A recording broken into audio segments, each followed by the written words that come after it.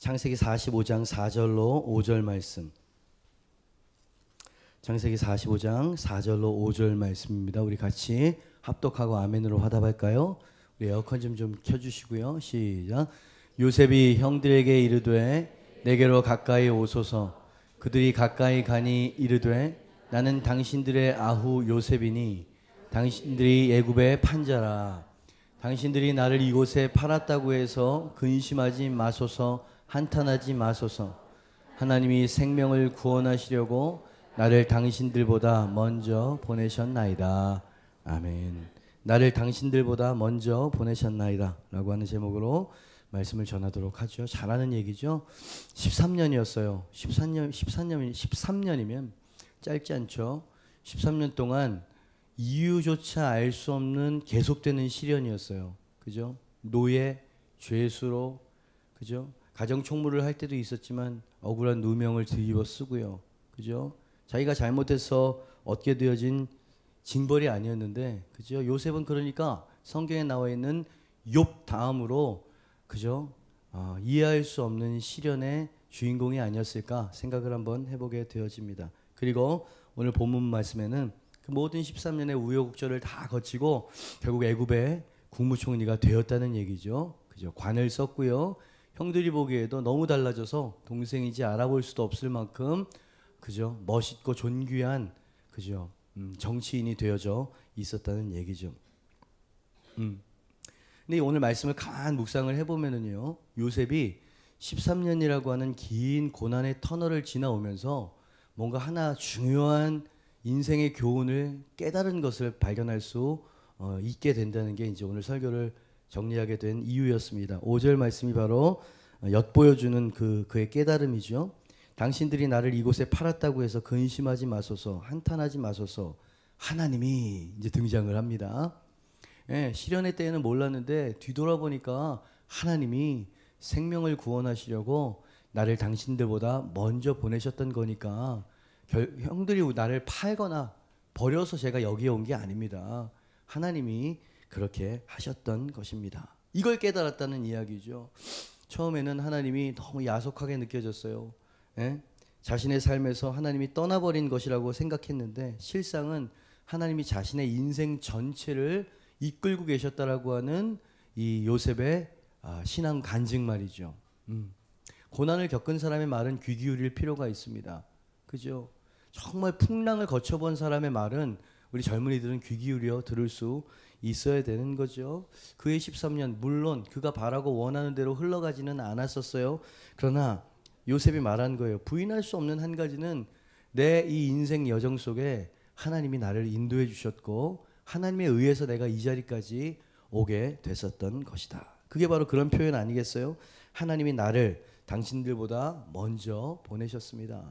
계획하신 분도 하나님이고 실행하신 분도 하나님이고 성취한 분도 하나님이다 라고 하는, 그죠? 생사화복을 주관한다 그렇게 표현하잖아요. 내 인생은 하나님의 작품이었습니다. 그러니 요셉의 13년 고난은 하나님의 징벌이 아니었고 은혜였다라고 하는 걸 성경에서는 이야기하고 있는 거고요. 하나님의 외면이 아니라 하나님의 보이지 않는 인도하심이었다. 여러분 동의하십니까? 볼 수 없었다는 걸 강조하고 싶어요. 이해하지 못했다는 것도 강조하고 싶습니다. 그러나 보이지 않는 물줄기가 그의 인생 저변에 흐르고 있었다는 걸 우리는 믿죠. 우리에게도 요셉과 같은 인생의 풍랑 만난 배와 같은 시련과 역경이 없지 않습니다. 그죠? 그냥 하나님이 내 삶을 주관하실 거야. 그냥 뭐라 그럴까요? 고백 없는, 어떤 간증 없는 그런 지식 말고요. 이제 우리가 시련의 때에 그 하나님을 만나게 되어지는 그 훈련 과정에 있는 거거든요. 그죠? 우리에게 시련이 분명히 있다 이 말이죠. 수능 성적이 턱없이 모자라서 본인도 낙심하고 부모도 낙심하고, 저도 고3 부모입니다. 생각했던 것만큼 점수를 이게 잘 안 됐나 봐요. 그래서 막 속상해하는 모습을 보면서 요즘 격려하고 위로하는데 참 여념이 없습니다. 낙심이 되어지거든요. 최선을 다한다고 생각했는데 아주 오래된 질병과 싸우고 계십니까? 절망하게 되어지지요. 긴 영적 침체 속에 하나님의 부재감 어디 계신지 느껴지지가 않아요. 영혼 심지에 불이 다 꺼져버렸는지도 몰라. 그죠? 이게 바로 요셉이 긴 터널을 지냈던 그 시련, 그 영혼의 고난, 그것이 우리에게 그대로 있다는 이야기죠. 근데 요셉이 우리에게 삶으로 이야기하고 있는 거예요. 역경의 풍랑을 지나서 결국 하나님의 섭리라고 하는 항구에 도달한 인생 선배 요셉이 체험적으로 이야기하는 거예요. 나는 혼자가 아니었다. 하나님께서 나를 이끌어 주셨다. 나를 이곳에 보내신 분이 하나님이셨다. 그리고 이 보이지 않지만 역사하시는 하나님을 너희가, 여러분들이 볼 수 있고 믿을 수만 있다면 의미를 알 수 없는 시련도, 우리 오늘 감사주일이잖아요. 감사하고 맛부터 볼 만한 의미가 있는 것이더라 이야기하고 있는 거잖아요. 그죠? 다시 한번 우리의 모습을 생각해 보죠. 우리는 시련이 있어요. 시련의 시기를 지나고 계십니까?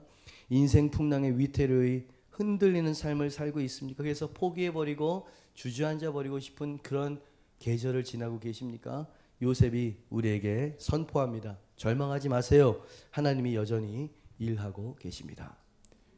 지금 이 서론적으로 말씀드리는 이 내용이 이 아까 읽었던 5절 말씀에서 확 느껴지더라 이 말이에요. 어떤 말씀을 추수감사절에 전할까? 절기설교를 정하는 건 참 쉽지가 않아요. 그죠? 흡사 이렇게 보면 감사할 것이 하나도 없는 것 같은 표정들이 많아요. 입으로는 감사 그러는데 이것도 없고 저것도 없고 저것도 근심거리고, 그죠? 우리가 그렇게 살아갈 때가 많다 이 말이요. 요셉이 결론부터 딱 이야기하는 거예요. 인생으로. 아니, 해볼 만합니다.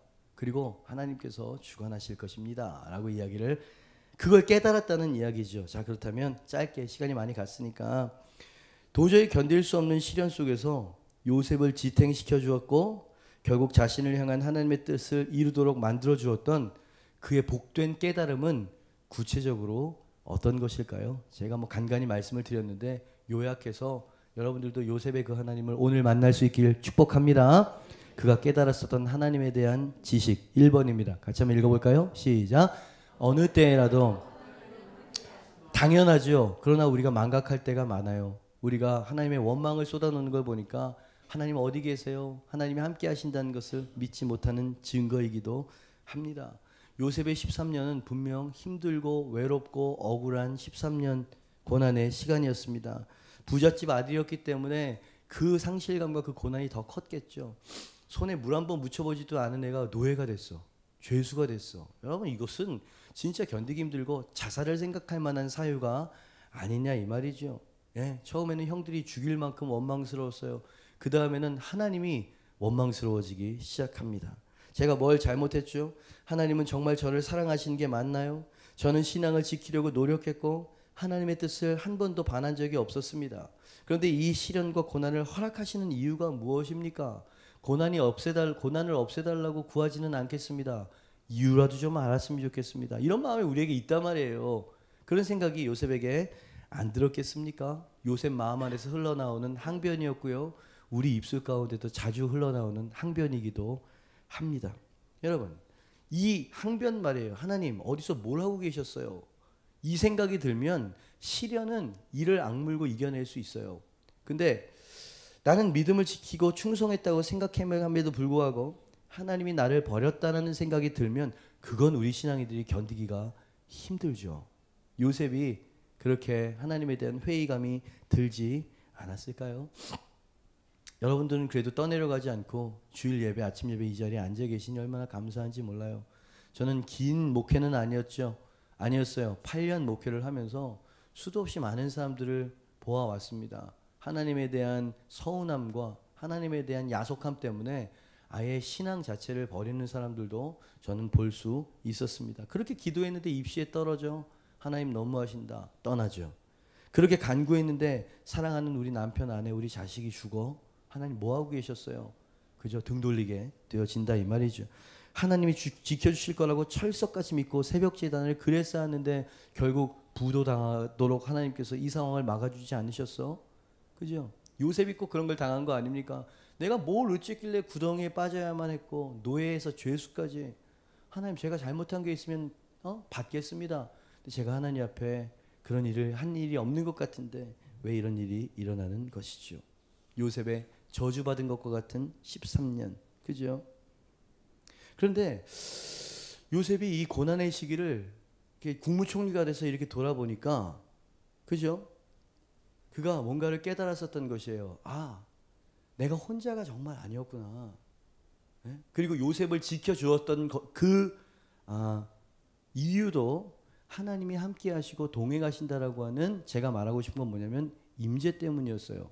여러분, 제가 지금 요셉의 이야기를 쫙 그 심경과 상황을 여러분에게 묘사를 해드렸잖아요. 근데 사실은 요셉은 그러지 않았어요. 그럴 만 할 것 같으니까 여러분들에게 지금 이야기를 하는 거예요. 왜? 우리는 자주 그러니까. 기도해도 신앙을 지켜도 내 뜻대로 뭔가 풀리지 않을 때 원망하고 주저앉고 투덜대면서 그냥 앞으로 가기를 포기해버리니까.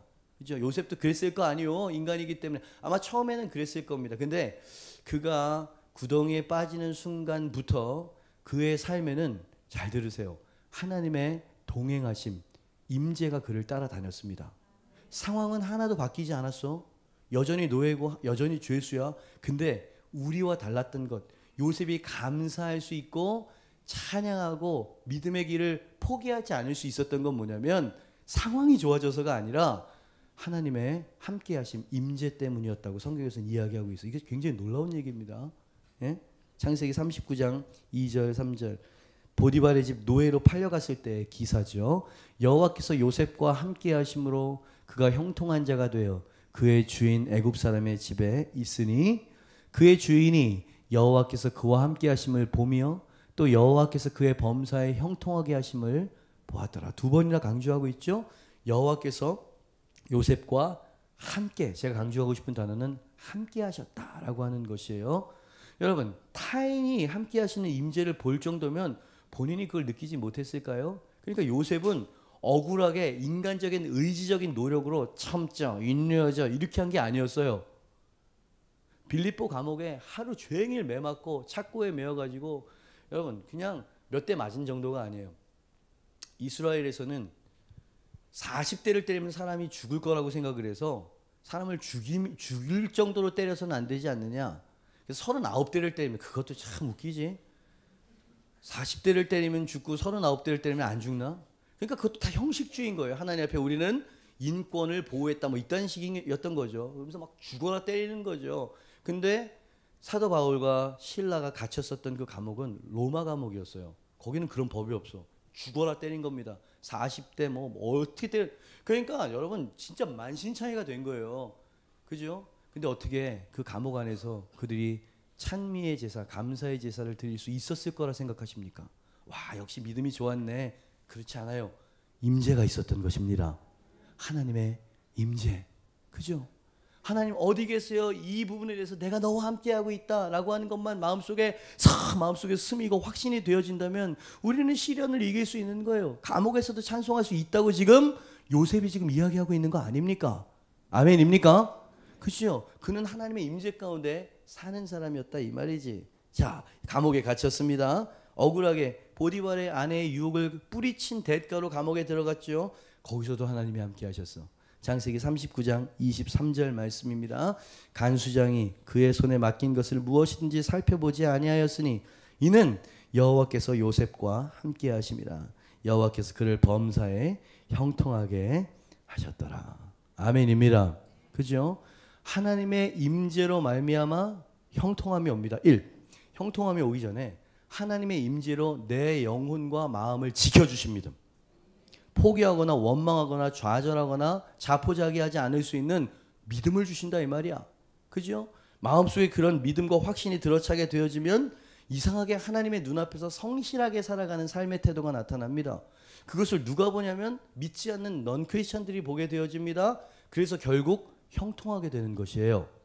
근데 우리는 이 과정을 싹 빼고 그냥 뭐 하나님 앞에 뭐라 그럴까요? 놀부심보처럼 비나이다 기도만 열심히 하고 막 이러면은 하나님께서 이 과정 없이 그냥 형통 국무총리를 줄 거라고 생각하죠. 평소 애들에게 잔소리하고 막 싫은 소리하고 한 번 관심도 없다가 시험 때가 되어지면 일주일 교회 나와가지고 기도가 나쁘다는 얘기는 아니죠. 놀부심보 아니냐 이 말이요. 하나님과 교제하셨습니까? 하나님의 임재를 맛보면서 사셨습니까? 월요일부터 토요일까지 하나님의 생각을 얼마나 하셨습니까? 이게 사활이 걸린 질문이 아니냐 이 말이에요. 그러니까 요셉은 하나님과 그 억울하고 그저 막 분노가 올라와도 하나님 앞에 하나님 그의 이름을 부르면 하나님께서 따뜻한 임재로 그의 마음을 위로해 주세요. 내가 너를 골탕 먹이려고 이러는 게 아니야. 네 이 시련이 내가 너를 사랑하지 않는다라고 하는 사인이 아니란다. 내가 너를 사랑한다. 내가 너와 함께하고 있다. 이거 아니에요? 주중에 전화가 왔어요. 개척 초기부터 함께 지내왔었던 지금껏, 그죠? 우리 교회도 시련과 풍파가 없었겠습니까? 그 모든 것들을 다 뚫고 지금 이제 결혼을 해서 있는 한 영적 딸 이렇게 이야기하고 싶습니다. 남편과 같이 전화하고 큰 어려움을 예기치 않은, 예견되지 않은 슬픔을 당했어요. 뭔지 누군지 말씀드리지 않겠습니다. 알려고도 하지 마시고요. 딱 왔는데 커피숍에 둘이 마주 앉았는데 우리 사모, 저, 그 부부 앉았는데 그냥 들어오면서부터 우는 거예요. 얼마나 마음이 아팠던지 그냥 펑펑펑 울고 말도 잊지 못하는 거예요. 그래서 이 자매가 저한테 이렇게 이야기를 합니다. 목사님, 이 시련 앞에 제가 하나님께 올바른 반응의 태도를 보여야 된다고 생각하고 그러고 싶은데 자꾸 원망이 일어나요. 왜 이런 시련을 내게 주셨는지 따지고 싶어요. 목사님, 제가 어떻게 반응해야 될지, 무엇을 어떻게 해야 될지 모르겠어요. 그 마음이 난 200% 이해가 되더라고요. 그런 상황 가운데 그냥 감사해 이런 말이 나옵니까, 목사가? 그 깊은 절망 가운데 제가 뭐라고 이야기해 줬냐면, 하나님 앞에 이런 순간에도 가장 올바른 태도가 뭔지 내 지금껏의 신앙생활의 마지막 한 센텐스를 너한테 이야기해 줄게. 네가 이 상황이 네가 원하는 대로 흘러가지 않던, 네가 원하는 대로 흘러가던 간에 그 마지막 순간에 나는 하나님을 신뢰합니다라고 하는 신뢰를 드리는 것, 그게 가장 올바른 태도야. 이렇게 이야기해 줬습니다. 그죠? 나를 실망시키는 것 같아 보이지만 그래도 나는 당신의 선하심을 신뢰합니다. 내 신뢰를 드리는 거죠. 눈에 보이지는 않지만 불신이 탁 끼는 거예요. 의심이 탁 끼는 거예요. 이 마음이 아니라 어떠한 여건, 어떠한 상황 가운데에도 내 마음에 그분을 의심하지 않고 내 순전한 신뢰를 드리는 게, 이게 남편이 바람을 피는 것 같아요. 냄새가 나요. 뭔가 좀 예감이 안 좋아요. 그래도 나는 당신을 신뢰한다라고 하고 그 신뢰, 그래서 이제 배신당하는 경우도 있지만, 그죠? 우리 주님은 그런 분이 아니거든. 그죠? 여러분이 만약에 하나님이라면 이 절박한 상황 가운데에도 하나님, 나는 당신의 선하심과 인도하심을 신뢰합니다 라고 그 마음을 눈물과 함께 드릴 때, 당신이 하나님이라면 어떻게 그 딸을, 그 가정을 대하시겠습니까? 그렇게 신뢰에 대해서 이야기를 딱 해줬더니 뭔가 느낄 수 있었어요. 그 순간에 그 테이블 위에 하나님의 임재가 눈물과 함께 임했어요. 걔네 부부도 울고 우리 부부도 울면서 하나님의 임재, 제가 말하고 싶은 건 뭐냐면 문제 해결이 아니라 임재가 내려왔다는 말씀을 드리는 거예요. 그러면서 이 자매가 맨 마지막에 목사님 찾아올 때는 뭘 어떻게 해야 될지 정말 혼란스러운 마음으로 왔는데 이제 제가 뭘 어떻게 해야 될지 정리가 된 듯해요. 그러면서 웃기 시작하더라고. 그리고 막 이렇게 농담도 하고 수다스러워지기 시작하더라고요. 하나님의 임재가 그 영혼을 치유하셨군요. 그죠? 그러니까 여러분, 우리는 한 가지 교훈을 얻게 되어지는 것이에요. 시련의 때 우리에게 필요한 것은 시련이 없는 무풍지대가 아니고요, 시련 속에서도 함께 해주신다라고 하는 하나님의 임재를 구하고 찾고 그 안에 있는 것이에요. 그죠? 임재가 뭔지도 그 느낌조차도 이제는 가물가물한 그런 사람들이 많습니다. 그죠? 그냥 머리로 아는 것, 그 생각하는 것 정도가 아니고요, 그 순간에 하나님께서 마음을 팍. 이번에 제가 이 로맨스 오브 갓이라고 하는 이제 디지털 싱글이라고 이야기하죠. 노래를 한 곡을 이제 믹싱 마스터링을 했어요. 이제 세상에 보여야 되는데 너무 축제적이고 이제 하나님의 사랑을 기뻐하는 노래예요. 분명히 반응이 있을 것 같아. 근데 시국이 시국이잖아요. 다들 이렇게 울고, 그죠? 슬픔의 노래를 부르면서 무료로 음원을, 이럴 때 내가 이 즐겁고 이런 음원을 내는 건 시기적으로 좀 맞지 않겠다. 물론 기뻐해야 되지만 어떤 면에선 그래도 제가 한 국민으로서 그러면 안 되겠다. 그러면서 시기를 늦춘 거예요. 근데 문제는 뭐냐면 엊그저께 이 점프와의 목요일 찬양을 할 때 이 노래에 맞춰서 춤을 춰야 되는 거예요. 내가 세기의 몸치거든요. 제가 음악은 잘해도 이 춤을 못 추는 거야. 그래가지고 진짜 너무 스트레스가 돼. 너무 스트레스가. 연습도 해봤는데 나 뭐 진짜 도망가고 싶더라고요. 그게 당일이 됐어요. 그래서 리허설을 하러 막 가는데 하나도 기쁘지가 않아요. 부담만스럽고 딱 가는데 제가 말하고 싶은 건 하나님의 임재입니다. 그 차 안에서 제 차 혼자 가는 차 안에서 하나님 나 이거 어떻게 쳐요 이거? 예? 그냥 나무 막대기처럼 할래요. 막 이러면서 막 이러고 있는데 하나님께서 의외의 음성을 마음속에 탁 주셨어요. 네가 부르는 노래는 흥겨운 노래가 아니고 네가 부르는 노래는 일종의 선포다. 네가 그 노래를 부를 때 어둠의 세력이 찢어지고 갈라지게 될 것이다. 이 음성이었어요. 춤을 잘 추게 해줄게. 네 스텝을 내가 붙잡고 있다. 이런 게 아니고 제 마음속에 하나님의 임재의 말씀이 확 서려오는 거예요. 너 의미를 생각해. 네가 부르고 있는 것이 영적으로 어떤 의미가 있는지를 기억해. 그리고 내가 받고 있다는 걸 기억해. 안위가 그 차 안에서 진짜 오셨던 분 계시죠? 제가 얼마나 춤을 과격하게 췄는지. 예? 저도 이렇게 춤을 잘 추는 끼가 나에게 있는지 그때 알았어. 가슴에서부터 뭔가 자유케 되어지니까 손과 발이 움직입디다. 춤을 잘 추더라고 내가. 완전 몸친 줄 알았는데 이런 얘기를 여러 개 드릴 수 있지만 시간이 없어서 다 드리지는 않을게요. 당신에게 필요한 건 하나님의 임재를 찾고 구하는 것입니다. 웃기죠? 형통과 이 평안은 하나님의 임재를 통해서 오는 건데 하나님 없는 형통만을 원하는 세대. 예? 하나님은 아랑곳하지도 않고 그냥 좋은 대학에만 붙여주세요. 아니 이 아이는 실패를 딛고 일어나는 대기만성으로 내가 얘를 훈련하고 있어. 만약 그러면 우리가 어떻게 할 거예요? 여러분 잘 들으십시오. 인정합니다. 요셉의 13년 고난은 재수 없어서 그랬던 거 아니에요. 하나님이 하셔. 하나님이 그러신 것이에요. 네. 하나님이 만약에 그 자리에 두시면 진짜 발버둥을 쳐도 안 돼. 하나님이 작정하시고 우리를 다루시겠다 그러면은요, 그냥 빨리 순종하는 게 나아. 빨리 하나님의 임재 가운데로 쑥 들어가 버리는 게 그 시기를 빨리 지나는 거예요. 그렇죠? 어떤 사람은 지금 하나님의 다루심을 당하는 그냥 하나님과 줄다리기에 있는 사람이 있을지 몰라요. 하나님은 당신이 하나님의 임재를 구하기를 원하고 계십니다. 하나님 어디 계세요? 나는 당신이 필요합니다. 그렇죠? 기억하십시오. 요셉을 시련으로부터 지켜주었던 것은 무사 아니란 상황이 아니라 하나님의 임재였다는 사실을. 그러니 당신이 이제 아무도 없는 회사 출근길에 저처럼 운전하면서, 그죠? 나 혼자 있는 곳에서 하나님의 이름을 진지하게 부르기 시작할 때 당신이 이제 임재서부터 회복되기 시작할 거예요. 예? 임재라고 하는 그 알 듯 모를 듯한 그 단어 말이죠.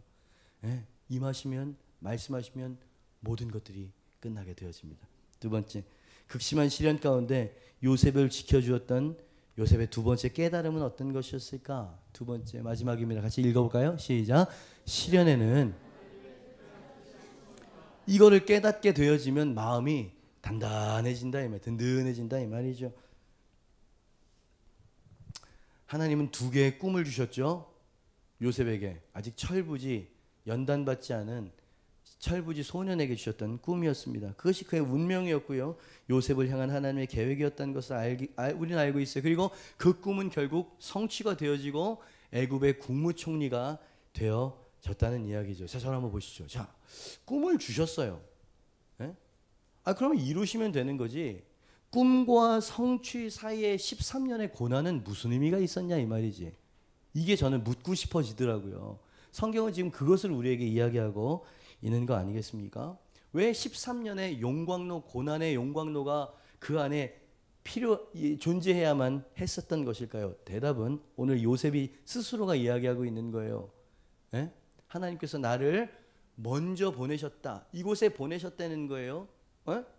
하나님이 하나님의 큰 축복을 주시기 전에 우리를 큰 축복을 받을 수 있는 그릇으로 만들기 위해서 13년 시련의 기간이 필요했다는 거죠. 여러분 아시죠? 요셉이 얼마나 자기밖에 모르는 철딱선이 없는 마마보이였는지를.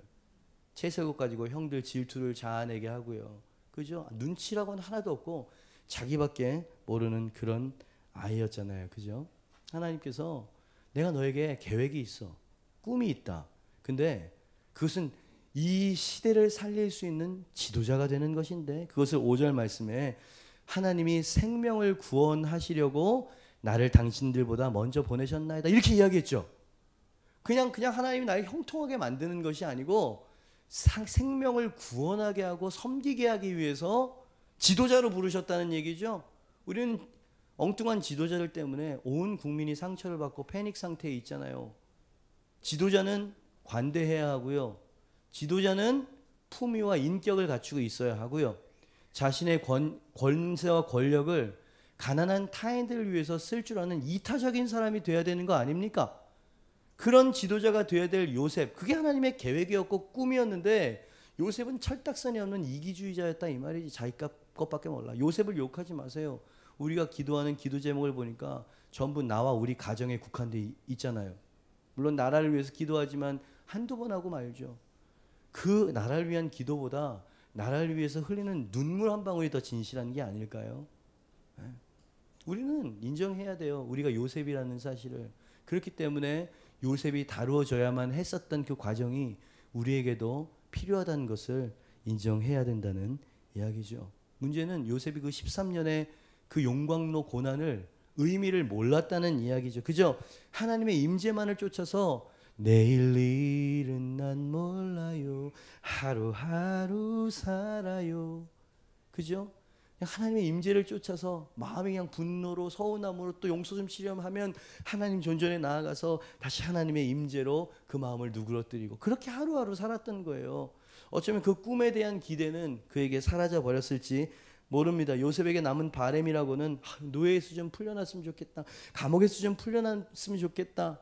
예? 부자는 아니어도 괜찮아. 성공한 사람은 아니. 그거로 족하다는 생각을 하지 않았겠습니까? 또 하나, 오매불망 그리운 나를 사랑해 주셨던 그 부모님 한 번만 볼 수 있을까? 그의 꿈은 아주 작은 소소한 것들이었을 거라 이 말이지. 그러나 시련 중에 나중에 와서 요셉이 돌아보니까 하나님이 생명을 구원하시기 위해서 나를 먼저 보내셨다. 이게 뭐예요? 나도 모르는 놀랍고 큰 계획이 하나님께 있었다라는 거죠. 그것을 나중에 깨닫게 되었어요. 그러니까 형님들 두려워하지 마세요. 저는 보복할 마음이 없습니다. 구덩이를 빠뜨리신 분도 하나님이고 나를 높이신 분도 하나님이라는 걸 내가 알았기 때문입니다. 그죠? 이거 깨닫는데 평생이 걸립니다. 그죠? 울고 웃고 원망하고 불평하는 이유를 보면 그죠? 내가 원하는 대로 흘러가지 않기 때문이에요. 그 안에 하나님의 유유히 흐르는 하나님의 인도하심과 섭리를 우리는 보지 못할 때가 많다는 이야기죠. 또 하나의 교훈을 얻게 되는 거예요. 요셉을 향한 하나님의 계획과 하나님의 성취 사이에 13년이라고 하는 긴 고난의 시간이 왜 필요했다는 것일까? 그것은 요셉을 더 큰 그릇으로 만들기 위해서, 더 지도자다운 그릇을 만들기 위해서, 여러 민족들을 섬기기에 부족함 없는 그릇을 만들기 위해서 다루셨다, 훈련하셨다. 그리고 그런 위대한 지도자의 면모를 갖춘 요셉이 형님들 앞에서 용서를 하잖아요. 관용을 베풀잖아요. 하나님이 오르셨습니다. 우리에게는 고난의 풀무불이 필요한 사람들이에요. 그것을 환영하고 싶지 않아요. 저도 하나님 시련을 주십시오. 이런 기도를 못해요. 감히. 그 시련이 얼마나 어려운 것을 제가 알기 때문에. 그러나 내 인생에 하나님의 더 크고 원대한 비전과 계획이 있다라고 하는 걸 요셉의 삶과 아브라함의 삶과 모세의 삶과 바울의 삶과 이것을 통해서 하나님이 나보다 더 잘 아신다는 걸 생각할 수 있고 받아들일 수 있다면 이 시련에 엉뚱한 태도를 보이지는 않을 수 있다는 거예요. 여전히 견뎌내야 하지만 넉넉함으로 기다림으로 소망 가운데 이겨낼 수 있게 된다는 얘기를 지금 요셉이 우리에게 하고 있는 거 아니겠습니까? 하나님께서 요셉을 통해서 이렇게 말씀하시고, 이런 질문을 우리는 자주 해봐요. 어떤 질문입니까? 여러분 낯설지 않을 거예요. 열심히 믿음 생활을 했는데 왜 돌아오는 것은 시련뿐이지? 나름 충성했다고 생각했는데 왜 기도 응답을 주시지 않는 거지? 수도 없이 기도해 보셨죠? 하나님이 요셉의 삶을 통해서 대답하십니다. 적어봤어요. 나는 너에게 너가 생각하는 것보다 더 크고 특별한 계획을 가지고 있다. 그러나 지금의 모습으로는 나의 축복을 다 받아 담을 수 없어 보이는구나. 너의 인격과 너의 믿음의 그릇은 더 커져야만 한다. 너의 마음의 사이즈가 내 은혜의 사이즈이며 너의 믿음의 사이즈가 내 축복의 사이즈가 될 것이다. 나는 지금 너를 시련의 풀무불로 빚어가고 있는 중이다. 네가 원하는 것을 당장 주지 않았다고 내가 너를 사랑하지 않는 것이 아니며 네가 구하는 것을 당장 허락하지 않았다고 해서 내가 너를 골탕 먹이려 하는 것이 아니다. 나는 네가 상상할 수 없이 크고 특별한 계획을 가지고 있다. 너를 더 높고 더 새로운 차원으로 인도하기 위해. 그렇지, 새로운 차원이 있어요. 특히 영적으로 새로운 차원에 들어갈 때는 반드시 하나님께서 흔들어 보십니다. 반드시. 너무나 인생이 허무하게 느껴지는 허무감에 빠지게 만든다든지, 아니면 큰 시련을 통해서 부질없다고 느껴지게 하신다든지, 누구 정말 의지하고 믿었던 배우자나 연인에게 정말 배신을 당해가지고 인간은 진짜 소망이 없다는 것을 뼈저리게 맛보게 하신다든지, 어떤 과정을 통해서 하나님, 인도하시고 신실하신 하나님을 바라보도록 하나님이 만드신다는 거예요. 네. 한 새로운 차원으로 도약하기 위해서는 반드시 모난 부분을 깎아내야 하는 법이란다. 기억하거라. 나는 너의 형통이 아니라 네게 더 큰 관심이 있다는 사실을 잊지 말거라. 그죠? 여러분 정말 영혼으로 듣고 계십니까? 아닌 사람들도 있어 보여요. 좋은 얘기지. 좀 참아볼까? 안 참으면 어떻게 하실 건데요? 하나님이 여러분을 진짜 다루시기 위해서 그 자리에 두시면 누구도 못 막는다니까. 아무리 기도를 해도 못 막는다니까. 이걸 막을 수 있고 빨리 유예할 수 있는 건 빨리 하나님의 계획하심과 하나님 마음을 알고 그런 사람이 되는 겁니다. 깎이는 거예요. 예? 다듬어지는 이 과정을 빨리 이수하는 수밖에 없어요. 그죠? 특히 인격, 성격. 진짜 어렵죠. 그죠? 만일 하나님이 내가 기대한 것보다 더 큰 꿈과 비전과 계획을 갖고 계시다는 이 요셉의 깨달음이 사실이죠. 사실이라면 어떤 기도가 가장 지혜로운 기도일까요? 예수님의 기도일 거라고 저는 생각합니다. 예수님께서 뭐라고 기도하셨는데요? 나의 원대로 하지 마시고 아버지의 원대로 해주세요. 너무 지혜로워. 물론 그게 십자가였지만 그 십자가의 고난과 그 희생을 통해서 온 인류의 구원의 문이 활짝 열리는 거 아닙니까? 그죠?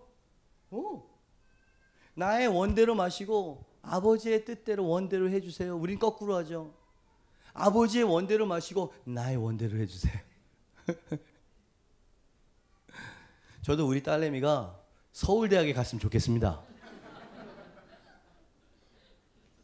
아니면 하나님이 없는 거야? 야속한 거야? 내가 이렇게 헌신했는데 이러기에요? 저는 이러지 않는다 이 말이요. 미국에서 은빈이 시험 잘 봤대? 못 본 거는 아닌데 자기가 원하는 만큼은 아니었던 것 같대. 많이 실망스러워 하더라. 동생 같은 목사에게 그렇게 이야기했더니 큰일이네요. 아유 어쩌면 좋아요. 제 대답. 얘는 어릴 때 태어나면서부터 내가 하나님께 드린 애야. 얘는 하나님께 드려진 애기 때문에 실패해도 그건 실패가 아니야. 반드시 하나님이 얘를 이끄실 거야. 그래서 나는 염려가 없다. 이렇게 이야기를 했어요.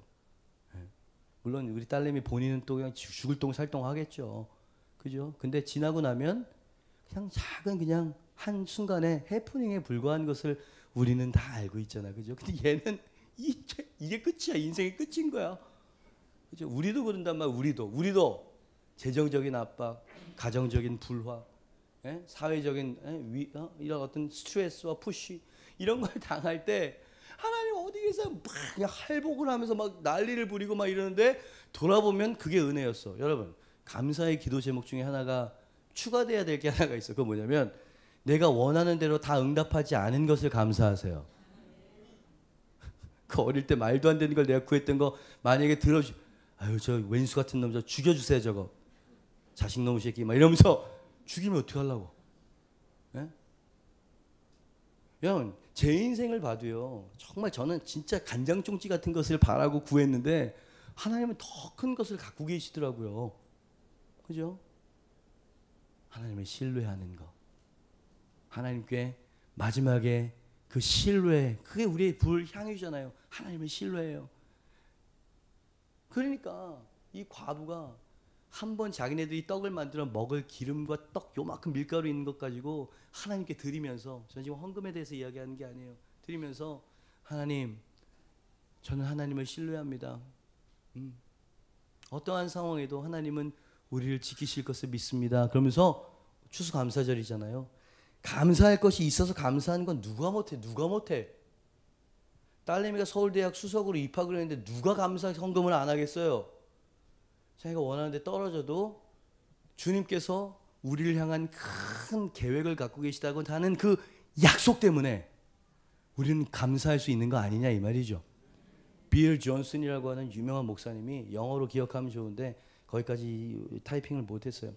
뭐라고 말씀하셨냐면, 하나님은 하나님이 계시지 않는 곳으로 우리를 절대 인도하지 않으신다라고 하는 문장이었어요. 해석을 해보니까, 자, 시련의 의미를 모르고 누구나 다 피하고 싶은 고난이에요. 그런데 하나님이 허락하시는 고난은 반드시 그분의 임재가 있는 곳으로 우리 이끌고 교훈과 훈계가 있는 곳으로 이끌지, 그게 마귀로부터 오는 시험이라고 하면 그게 빠져요. 하나님이 사라져버리고 원망, 불평, 불화, 싸움, 풍지박산 이런 게 이제 오게 되었습니다. 그러니까 우리가 얼마나 분별력 있게 그 시련의 시간들을 잘 보내야 되겠습니까? 그죠? 하나님은 참새 한 마리가 떨어지는 것도 하나님의 허락이 없이는 불가능하다고 말씀하신 분이세요. 그렇기 때문에 어떠한 상황에 있든지 그것을 감사함으로 받읍시다. 할 수 있겠어요, 여러분? 하나님이 나를 세우신 거예요. 그 상사와 당신을 만나게 하신 건 하나님이에요. 그 셀에 정말 그 부딪히는 그 셀원이 있는 것도 내가 재수가 없어서 거기에 이 뺑뺑이 돌다 들어간 게 아니고 하나님이 그렇게 하신 거라고요. 요셉이 그렇게 받아들인 거 아닙니까? 감옥에 있어도 불평하지 않고 하나님을 신뢰하면서 하나님의 임재가 있으니 하나님이 내 길을 이끄실 거야. 해답도 모르는 시험 문제처럼 주님의 뜻을 찾지만 다 알 수 없었죠.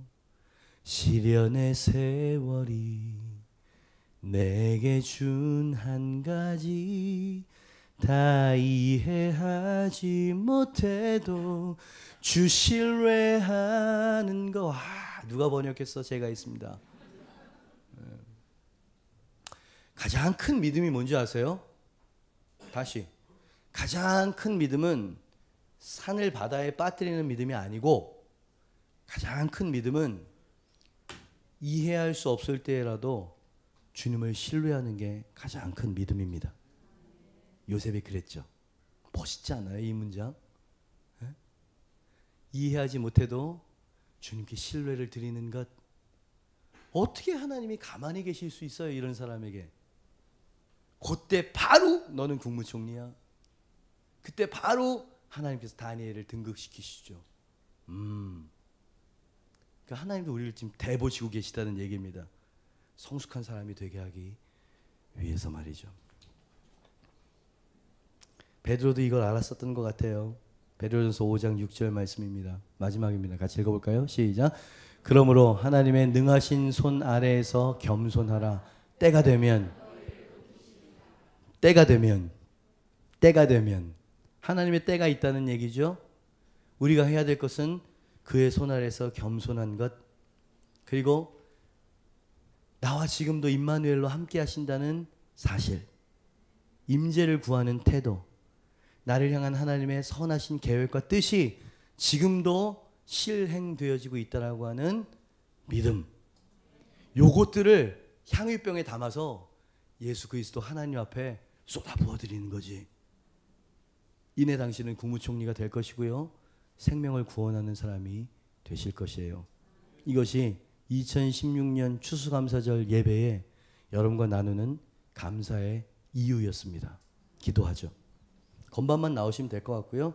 오늘은 시간이 좀 갔으니까요, 제가 축도하고 건반 후주 들으시고 조용히 돌아가실 수 있길 바랍니다. 이제는 우리를 구원하신 예수 그리스도의 은혜와 하나님 아버지의 사랑과 성령의 교통하심이 당신들보다 나를 먼저 하나님께서 보내셨습니다. 하나님이 다 알고 계셨고 함께 하셨고 하나님이 이루어내신 인생이었습니다. 그러니 시련 가운데 있는 성도님, 성도 여러분이요, 주의 백성들이요, 낙심하지 말고 좌절하지 말고 그분께 마지막 신뢰를 드리십시오. 그의 삶으로 교훈하는 이 귀한 간증을 마음속으로 품습니다. 내 삶 가운데에도 임재와 하나님을 향한 신뢰로 헤쳐나갈 수 있도록 역사하옵소서. 기도하고 돌아가는 주의 백성들 머리 위에 지금부터 영원까지 함께 있을지어다. 아멘.